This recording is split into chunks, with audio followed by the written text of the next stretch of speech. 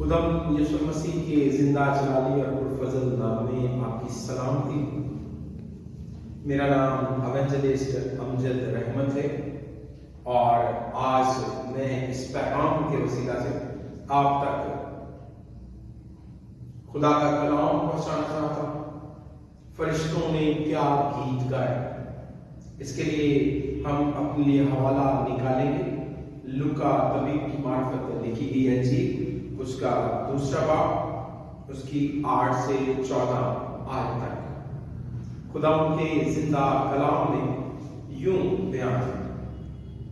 اسی علاقہ میں چرواہے تھے جو رات کو میدان میں رہ کر اپنے گندہ کی نگہبانی کرتے تھے، اور خدا ان کا فرشتہ ان کے پاس آ کھڑا ہوا اور خدا ان کا جلال ان کے چوگرد چمکا اور وہ نہایت ڈر گئے۔ مگر فرشتہ نے ان سے کہا، ڈرو مت، کیونکہ دیکھو میں تمہیں بڑی خوشی کی بشارت دیتا ہوں جو ساری امت کے واسطے ہو، کہ آج داؤد کے شہر میں تمہارے لیے ایک منجی پیدا ہوا ہے، یعنی مسیح خدا، اور اس کا تمہارے لیے یہ نشان ہے کہ تم ایک بچے کو کپڑے میں لپٹا اور چرنی میں پڑا ہوا پاؤ گے۔ اور یکایک اس فرشتہ کے ساتھ آسمانی لشکر کی گروہ خدا کی حمد کرتی اور کہتی ظاہر ہوئی کہ عالم والا پر خدا کی تمجید ہو، اور زمین پر ان آدمیوں میں جن سے وہ راضی ہے صلح۔ خدا ان کے کلام کے پڑھے اور سنے جانے پر اس کی برکت ہو، خدا اس سے اس کی تمجید ہو۔ آنکھیں بند کیجیے، دعا کریں گے۔ پاک خدا، ہم کمزور ہیں، ناقص العقل ہیں، کم فہم ہیں، ہم میں کچھ شعور نہیں، کچھ عقل نہیں، مگر ہم تجھ پر توکل رکھتے ہیں اور ہم ایمان رکھتے ہیں کہ تو اس وقت ہمارے درمیان ہے، اور اپنے پاک روح کے وسیلہ سے ہم سب کا استاد بنے ہوئے ہیں، تاکہ ہم تیرے کلام سے آشنا ہو سکیں اور تیرے نام کو جلال دینے کا باعث رہے۔ یسوع کے نام میں آمین۔ آج میرا جو موضوع ہے وہ ہے عالم بالا پر خدا کی تمجید اور زمین پر ان آدمیوں میں جن سے وہ راضی ہے صلح، یعنی فرشتوں کے گروہ نے جو گیت گایا تھا وہ آج ہمارا مرکزی خیال ہے۔ آج جو ہم نے حوالہ تلاوت کیا وہ ہے لوکا طبیب کی معرفت لکھی گئی انجیل۔ جیسا کہ نام سے ظاہر ہو رہا ہے کہ اس انجیل کے جو مصنف ہیں وہ لوکا ہیں۔ لوکا ایک غیر یہودی نام مرید تھے۔ ان کی تحریروں سے معلوم ہوتا ہے کہ وہ ایک مہذب، شائستہ، پڑھے لکھے فرد ہے، ایک ایسا شخص جو ایک قابل مورخ ہے۔ وہ پیشے کے اعتبار سے ایک ڈاکٹر ہیں، فزیشین کہہ سکتے ہیں، حکیم ہیں، طبیب ہیں کہہ سکتے ہیں، اور لوکا طبیب کے انجیلی بیان کا سنہ تصنیف 60 عیسوی ہے۔ کلام پاک میں بیان ہوا ہے کہ داؤد بادشاہ نے ہیکل مقدس میں حمد و ثنا کے لیے ایک گانے والی جماعت مقرر کی، یعنی ایک کوائر تھی۔ یہ کوائر آج سے یا چند سالوں سے نہیں بلکہ یہ داؤد بادشاہ کے زمانے سے چلی آ رہی ہے۔ داؤد بادشاہ نے جو کوائر ترتیب دی تھی وہ موسیٰ اور ہارون کے خاندان لاوی کے گھرانے سے جو شخص تعلق رکھتے تھے وہ کوائر میں شامل تھے۔ کاہن اور لاوی اسی گھرانے سے مقرر ہوتے تھے اور حمد و ثنا کی خدمت سر انجام دیتے تھے، یعنی وہ پرستش کے ذریعہ سے اپنی قربانیاں خدا کے حضور گزرانتے تھے۔ زبور کی کتاب اس کا 120 سے 134 زبور جو ہیں وہ ہیکل کی زیارت کے گیت تھے. سلیمانی ہیکل کی 15 سیڑھیاں تھیں اور ہر ایک سیڑھی پر کھڑے ہو کر یہ جماعت ایک زبور پڑھتی تھی.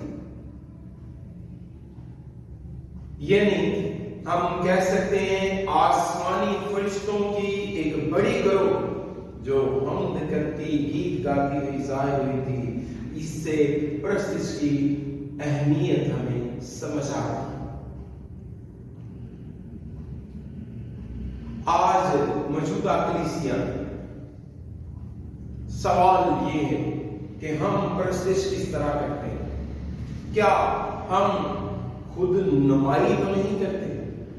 کہیں ایسا تو نہیں کہ ہم تو سنا صرف اس لیے کرتے ہیں کہ لوگ ہمیں جانیں، لوگ پہچانیں، یا ہم روح اور سچائی سے اس کی پرستش کرتے ہیں؟ ہم کس طرح کی پرستش کرتے ہیں؟ آج یہ سوال ہے. لفظ تمجید حمد کی جمع ہے، اس کے معنی ہے خدا کی تعریف کرنا، خدا کو مبارک کہنا، خوشی سے خدا کی ستائش کرنا اور نعرہ لگانا، مدح سرائی کرنا. یہ سارے الفاظ حمد کو بیان کرتے ہیں. یعنی خدا تعالیٰ کی بڑائی کو بیان کرنا، حمد کرنا، اور حمد کی جمع تمجید ہے. ہم اپنی عبادات میں ایک نعرہ لگاتے ہیں ہاللویا. یہ جو ہاللویا ہے اس کا مطلب ہے خدا کی حمد ہو، خدا کی تعریف. زبور نویس نے جتنے بھی زبور شروع کیے ہیں وہ ہمیشہ ہاللویا سے شروع ہوتے اور ہاللویا کا ہی اختتام پذیر ہوتے ہیں. یونانی میں اس کے لیے لفظ یوخرسٹس استعمال کیا جاتا ہے، جس کا مطلب ہے مدح سرائی کرنے والے اور خدا کے درمیان گہرا قریبی تعلق. جب ہم پرستش کرتے ہیں تو ہم کیا محسوس کرتے ہیں؟ کیا ہم دل و جان سے، روح سے اس کا اقرار کرتے اور اس کی تمجید کرتے ہیں، اس کی حمد کرتے ہیں؟ حمد و ثنا انسان کا ایک گہرا وصف ہے جس کی وجہ سے وہ خدا کی قربت میں آ جاتا ہے. واعظ کی کتاب اس کا 8 باب اس کی 15 آیت ہم دیکھتے ہیں. واعظ کی کتاب اس کا 8 باب اس کی 15 آیت. تب میں نے خرمی کی تعریف کی کیونکہ دنیا میں انسان کے لیے کوئی چیز اس سے بہتر نہیں کہ کھائے اور پیے اور خوش رہے، کیونکہ یہ اس کی محنت کے دوران میں، اس کی زندگی کے تمام ایام میں جو خدا نے دنیا میں اسے بخشی اس کے ساتھ رہے. یعنی انسان کے لیے واجب ہے کہ وہ اپنی خوشی کا اظہار کرے. خدا نے جو اسے نعمت دے دی ہے وہ ان نعمتوں کو شکر گزاری کرتے ہوئے خدا کی حمد کرے، خدا کی تعریف کرے. اسی طرح واعظ کی کتاب میں بیان ہے اپنی راہ چلا جا، خوشی سے اپنی روٹی کھا اور خوش دلی سے اپنی محنت، کیونکہ خدا تیرے اعمال کو قبول کر چکا ہے. جب ہم خدا کی حمد کرتے ہیں، خدا کی ستائش کرتے ہیں، تو ہم خدا کے حضور مقبول ٹھہرتے ہیں اور خدا کی حضوری میں پہنچ جاتے ہیں. المسیح کی پیدائش کے وقت فرشتوں کا یہ گیت ظاہر کرتا ہے کہ خدا کی بادشاہی دنیا میں وارد ہو گئی ہے. خدا کے لوگوں میں حمد و تمجید اسی حمد کی یاد دہانی ہے اور اسی بات کا اقرار ہے کہ خدا اپنے لوگوں کے درمیان قیام پذیر ہے. وہ خالق و مالک ہے، وہ ہر چیز کا خالق ہے. ساری کائنات خوشی سے خدا کی حمد کرتی، اس کی ستائش کرتی ہے. یسایہ نبی کا صحیفہ اس کا 9 باب ہم دیکھیں گے اپنے لیے یسایہ نبی کا صحیفہ اس کا 9 باب اس کی 2 اور 3 آیت میں ہمارے لیے کیا پیغام ہے۔ یسایہ نبی کا صحیفہ اس کا 9 باب اس کی 2 اور 3 آیت میں ہم اپنے لیے دیکھیں گے کہ کس طرح خدا ہمارے لیے فرماتا ہے۔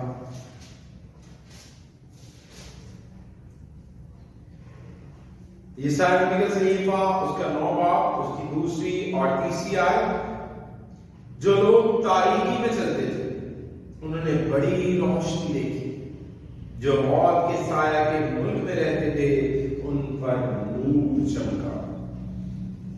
تو نے قوم کو بڑھایا، تو نے ان کی شادمانی کو زیادہ کیا، وہ تیرے حضور ایسے خوش ہیں جیسے فصل کاٹتے وقت اور غنیمت کی تقسیم کے وقت لوگ خوش ہوتے ہیں۔ ہیکل مقدس میں جو حمد و ثنا کی جاتی تھی، جو پرستش کی جاتی تھی، جو خدا کی تعظیم کی جاتی تھی، اس کی ستائش کی جاتی تھی، وہ سب اسی بات کی آئینہ دار ہیں کہ خدا کے لوگ خدا ان کے حضور خوش ہوتے اور خوشی سے گیت گاتے۔ خدا کی حمد کے دوران خدا کی حمد کرنے والا آپت خدا کی نجات کی خوشی میں شادمانی میں آپے سے باہر ہو جاتا ہے، بے خود ہو جاتا ہے، اس کا اور خدا کا ایک گہرا تعلق قائم ہو جاتا ہے، اور اسی تعلق میں وہ خدا کی حمد و ثنا کرتا ہے۔ جب ہم پورے دل سے خدا کی حمد و ثنا کرتے ہیں، پرستش کرتے ہیں، اس کی تمجید کرتے ہیں، تو وہ ہمارے درمیان موجود ہوتا ہے اور ہمارا تعلق اس سے قائم ہو جاتا ہے۔ ہم دنیا سے بے خبر ہو کر اس کی ستائش کرتے ہیں۔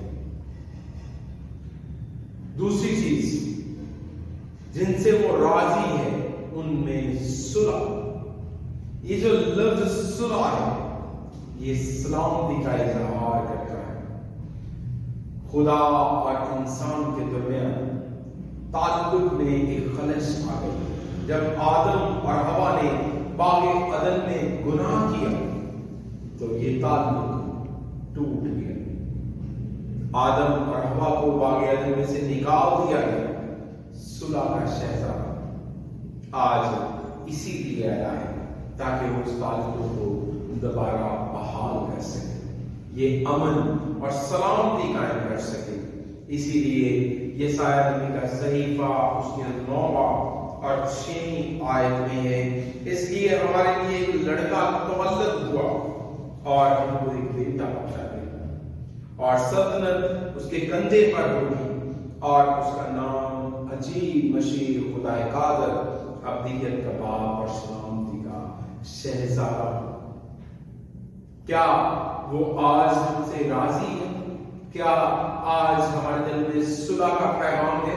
کیا آج ہم امن کا پرچار کرنے والے اور امن پسند ہیں؟ کیا آج خدا ہم سے راضی ہے؟ اگر وہ آج ہم سے راضی ہے تو ہمارے درمیان صلح، سلامتی، امن اور سکون ہونا چاہیے۔ کہیں ایسا تو نہیں ہم آج ہی کرسمس سیلیبریٹ کرنے کے لیے تیار ہیں، نئے کپڑے ہم پہنے ہوئے ہیں، نئے جوتے لیے ہوئے ہیں، لیکن ہمارے دلوں میں وہی پرانی رنجشیں، وہی پرانے جھگڑے، وہی نفرتیں، تو پھر ہم حقیقی معنی میں کرسمس نہیں منا سکتے۔ المسیح کی پیدائش خوشیوں کو ایمانداروں میں اس وقت بانٹتی ہے جب وہ ہم سے راضی ہوتا ہے اور ہم اپنے اندر صلح، امن اور سلامتی رکھتے ہیں۔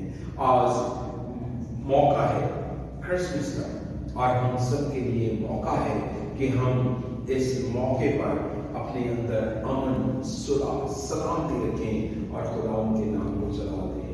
خدا آپ کو برکت دے۔ آمین۔